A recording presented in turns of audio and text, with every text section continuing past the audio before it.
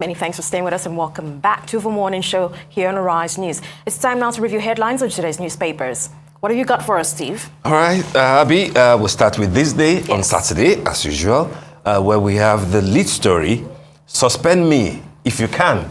Governor Wike taunts PDP, accuses IU of corruption, manipulation of presidential primary for Atiku.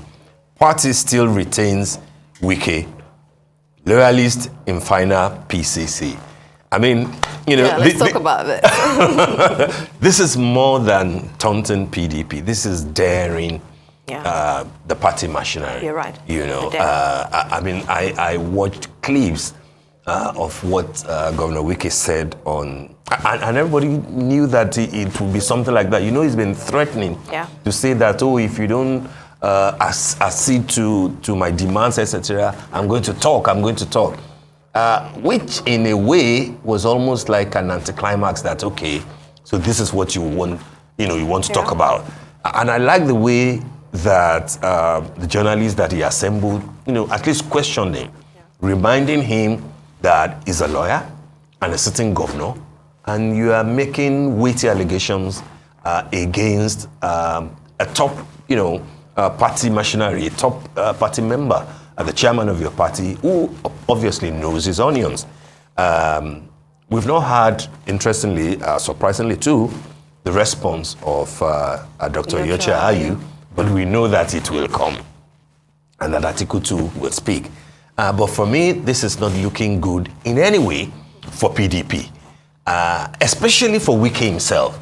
Because for you to, the question that was not asked, and I watched closely when he was being asked, when he was making that statement, I said, oh, are you sure about what you're saying?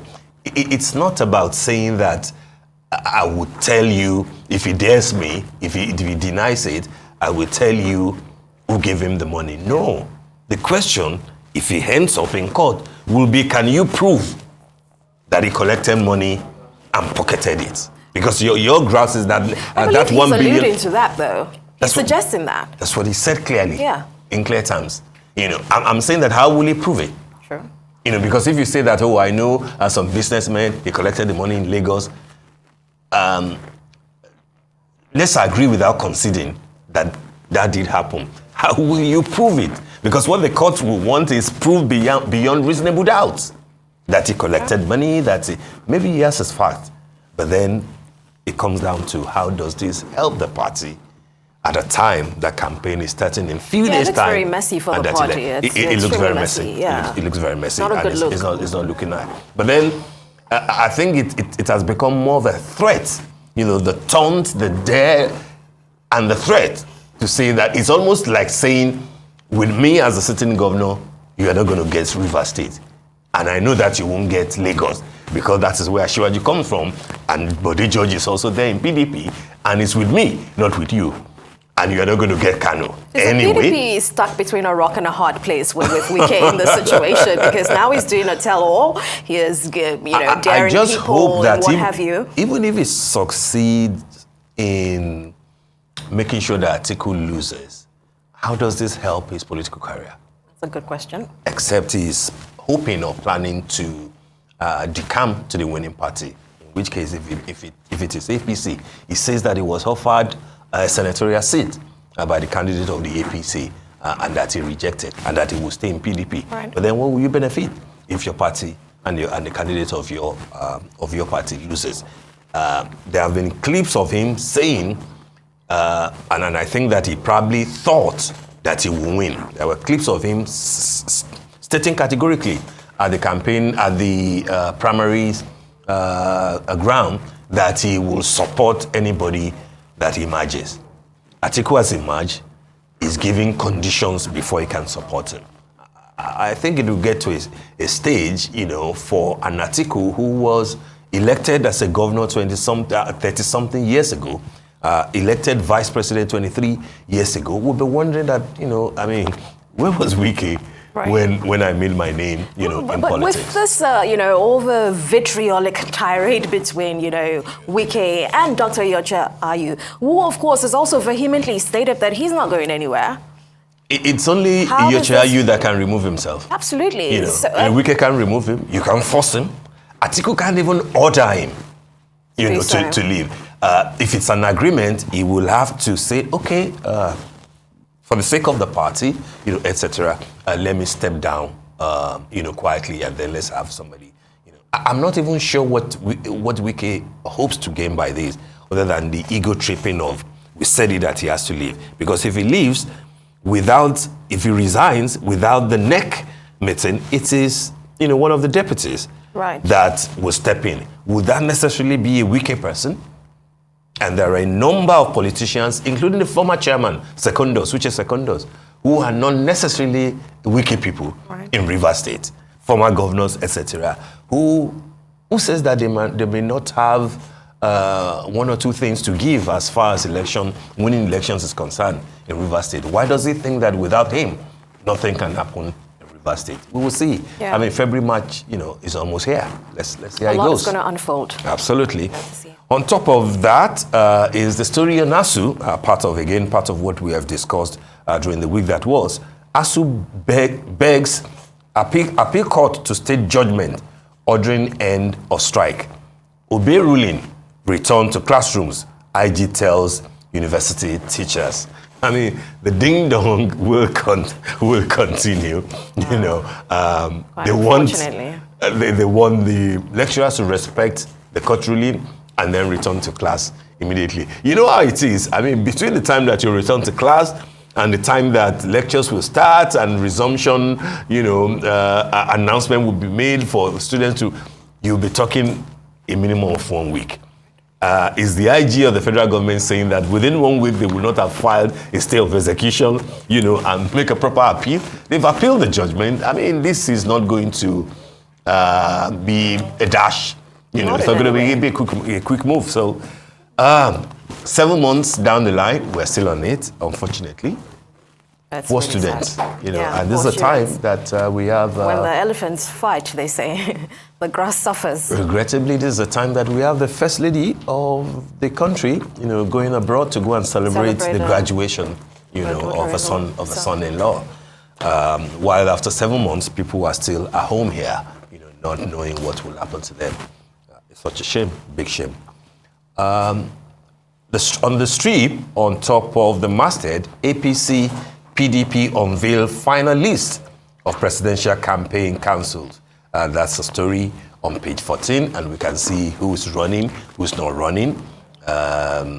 It's there, and we have also seen what documents, what credentials they tendered, to INEC. That's another revelation on its own, and I'm sure in the next few days to few weeks, those are the things that the media and the public, especially the social media, will feed on. On the window, Mele Kyari to international community, treat stolen Nigerian crude oil as blood diamonds. That's a big one from the group managing director of the NNPC. Treat stolen Nigerian crude oil as blood diamonds. I mean, that's also been a recurring topic. Absolutely, it's putting emphasis on it that we just can't continue to fold our hands. The cooperation of the international community is needed as far as oil theft is concerned. Last but not the least is a story on page 10. Pencom OK's use of retirement savings balance for mortgage. That's a development from Pencom. Retirement savings? Okay. Retirement savings balance got it. for mortgage. Well, I mean, we'll see how that goes for those who might be the beneficiaries of the mortgage scheme. Yeah. Okay. All right. It appears that most of the other newspapers are, of course, carrying this. Wike dares party to suspend him. Okay. Same thing in The Guardian. Let's see if we can look at the Saturday Independent. All right. We have unregulated growth of vigilante groups worsening security challenges. Could be usurped by militia groups. And this is the Saturday Independent here. Okay. We also have, just beneath that, we just mentioned, you took 1 billion naira from one PDP presidential aspirant. Wike accuses Ayu. This is making the rounds across the dailies. We also have a review of the Oscars 2023, I would say futuristically. Why Nigerian movies failed to meet eligibility criteria, and that's Nollywood falls short in documentaries, animation films at the 2022 AMA. I think this is an area you could speak to quite well. That's an interesting development. You know that the Oscars, I think it's the 78th edition next year, will hold next year. And the only category that countries outside of the United States can vie for is the international feature film category, which used to be the best foreign language film. And the key requirement is that it has to be made outside of the United States and with at least 50% foreign language. So there are selection committees in different countries who will look at the works that filmmakers have done in their respective countries, pick the one that they think best represent the country, and then send it to the Oscars, the Academy in Los Angeles, USA, for them to see if it fits into their bill for a film that they can nominate and possibly win the Oscar awards, like Taunts, the South African film, won in 2005 with a Zulu language film. Unfortunately for Nigeria, the Oscar committee has been in operation since 2013. Between 2013 and 2018, they couldn't find any work that meets the standard. And in 2019, when they found one, they picked the film by Genevieve Naji, her first directorial work, which was her debut, Lionheart, which turned out that it didn't meet the criteria because it was largely in English and Pidgin English. The film was disqualified in 2019. However, in 2020, another film made it past Nigeria, Milkmaid by Desmond Obiageli, and that was the only time that we have submitted. Back in 2021, which was last year, no film qualified. However, this year, a lot of people have thought that big filmmakers made films that can at least looks like this is what can push us there. And two films, especially one made by the late B. Bandele, whom we have spoken about, on Arise TV a number of times, who unfortunately died after the shooting of the film. The adaptation of Professor Wole Soyinka's Death and the King's Horseman, which he made for Ebony Life Studios. It's titled Eleshoba, The King's Horseman, largely in Yoruba language, and then Kunle Afolayan's Anikulapo, which is also essentially in Yoruba language. I think there was another film, a third one, by Femi Adebayo, The King of Thieves, Ageshikoli. And so people had high hopes that at least this year, Nigeria will have a film that can compete. Guess what happened? 15 members of the NOC voted. 5 voted for Eleshoba, the King's Horseman, to represent Nigeria. 1 each for Anikulapo and Ageshikoli. The rest 8 voted none of the films is eligible. And therefore, the Oscar rule says if you have more people vote for non-eligible, it means that none of the films will be. So that is quite unfortunate. It's a sad development, and I think that the industry feels a bit worried. So yes. I think what Saturday Independence is reporting is the position of the committee to explain that there are rules to follow. But then you wonder that a B. Bandele Thomas's film, like Anikulapo, are both a Netflix original, right. And then the same film was in Toronto, had a premiere at Toronto International Festival. The thinking is that it must have met certain standards. Yeah, because this is definitely not a question of eligibility then. So people don't get it, that are there other things that we do not know, because we also see other films, if not from other parts of the world, but at least from Africa, that made it to the Oscars. Are those films necessarily better than, say, an Eleshoba or an Anikulapo or an Ageshikoli? So I think they are basically saying that don't focus too much on just feature films. Documentaries and animation features are also allowed. Yeah, that's fine. But then the ones that they have made, why are you shooting down your own before they even get to the Oscar level at all. That I think it'd be good to get some clarity on that in terms of, and then what those 8 votes, which were really very strong and needed votes there, what made them swing in that direction? It'd be very good to know.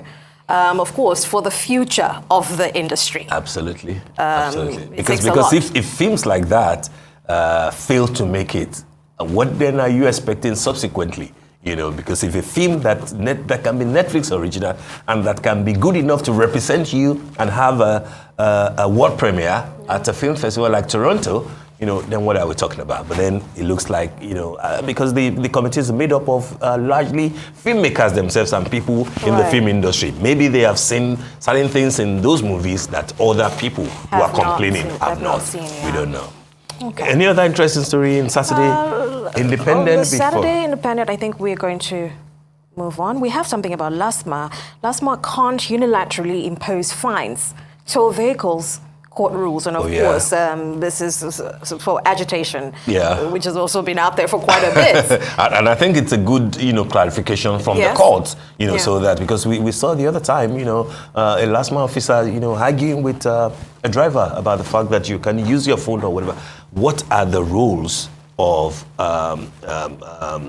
you know, a LASMA officer as against the rule of a police officer or the rule of... And now you just see anybody uniformed, everyone's asking you for everything. It's almost a nuisance, pretty much. You don't know what you're going to meet when you drive. Absolutely. All right, let's move right along. All right, I have the Punch here. Okay.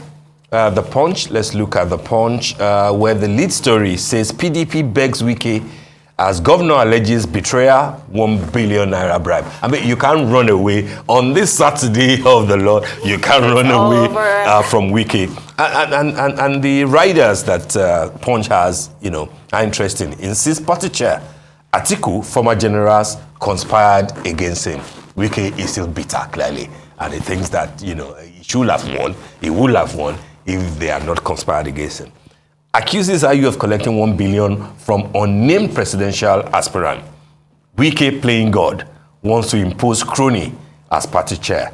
Atiku campaign cancel. This ding dong will continue till you know, till the election. I mean, it'll be interesting to hear what Dr. Iyorchia Ayu has got to say about this. I think that he will have to defend himself, knowing the kind of a person that he is. If you recall the role that he played, you know, in 1992, 93, when he was the president of the Senate. I mean, this was, you know, a man who projected himself as a man of integrity and as a man of principle. So I'll be shocked if he keeps quiet for a long time, because there are allegations that the reason why he's doing all this is to become the secretary to the federal government if Atiku becomes president. That is Iyorchia Ayu? That's part of what the Wike camp is saying. You know, so many things flying about. I mean, there's nothing wrong in anybody aspiring, but then you are throwing so much allegations, so much threats. These are very strong exactly. allegations. You know, so what do we know about this purported bribe? What is the bribe for? Essentially for some of the aspirants to step down for Atiku, and to create a new pool, allegedly, to finance the presidential primaries, just in case that the governors conspire not to fund the party, because the governors have always been the biggest funders of the party. But you know, nothing is proven. It's still allegation.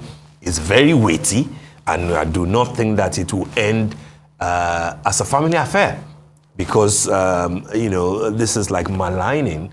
If it turns out to be untrue, I'm maligning the integrity of a party chair, and was somebody who has built his career over time. I don't see him keeping quiet.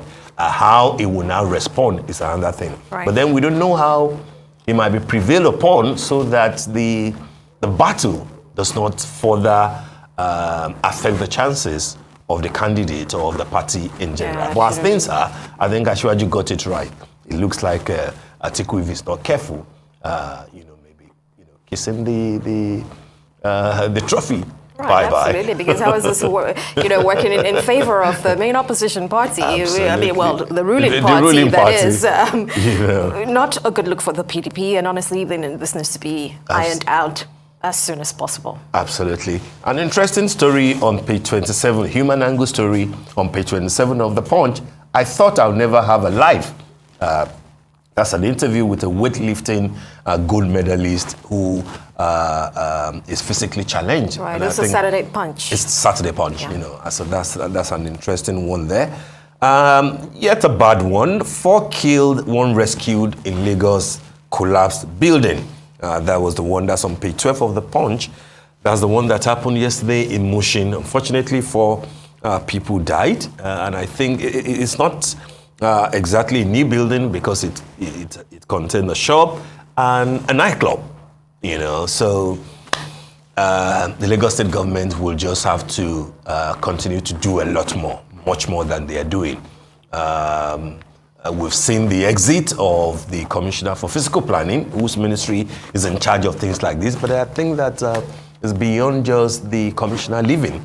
There are different agencies that are responsible for ensuring that compliance, is high. But when it comes to these collapsed buildings, yes, which we unfortunately have to report now and then, I mean, in fact, what do I mean now and then? Every other day now, you know. What exactly what are these processes that the government should, let's just probably say the Lagos State government should be looking at? We don't know yet if this is a marked building. Right. Part of what Lagos State decided to do at the time was to carry out a comprehensive stress test on buildings that are suspected to be foundationally defective. Absolutely defective. And once your building is marked, I think part of what Lagos State government should do strictly is to ensure that people, first and foremost, are evacuated, and then such buildings are brought down. But you know how it is, it's an emotional subject. People will go around to beg, people will go around to say that this is what they have labored for over time. Ultimately, yes, maybe a few might escape, this kind of demolition, but, ultimately you will still have to deal with issues like this. So once you've identified distressed buildings, don't spare them, because you'll be saving lives, if you don't. And then be a lot more, stricter for fresh buildings coming. All the developers and all the adjustments, bungalows, all of a sudden, that had a foundation for a bungalow, all of a sudden you are doing, 4 floors, 5 floors. It really won't work. So it's on enforcement and ensuring that people comply. People don't cut corners. That's an important thing. One key story before we leave The Punch: don't deregister ASU. NLC wants federal government. Rights in Gige. You remember that we mentioned that when we discussed it. Union files appeal against NIC ruling, asks for stay of execution. I think it is important because it looks like the Labour Union suspects that part of the plan by the federal government is to deregister ASU, which would be a shame because I recall in 2013, 2012, 2013, 2014, when ASU had his rounds of strikes when President Goodluck Jonathan was in power. They were urged on by the leaders of the APCs at that time, asking the previous government to deal with the issues and respect agreements signed with ASU. Tables have turned now, and those leaders are now in power. It looks like what goes round comes around. It does come around. If you proscribe them, I mean, how much of a Democrat will you be, of respecting institutions and human rights and right to associate will you be known for? I do not think that that's the only way to deal with it. Talking about respecting institutions, we're seeing that happen very thinly anyway. Any interesting headline before we wrap it all up? Across board, everybody's talking about Wike and Iyocha Ayu, so it appears that this is the headline of the weekend. It's a Wike day. It's a Wike day. Yet another Wike day. Wike dares party to suspend him. Of course, the party will suspend him, but we'll see how it goes. We just have to wait and see. It's a Wike day. All right, that brings us to the end of the morning show today. Thank you for watching. I'm Steve Ayoride. You stay safe. And I am Abby Owolawi. From our entire team here in Lagos, Nigeria, enjoy the rest of your morning and, of course, the rest of your day. Goodbye. you.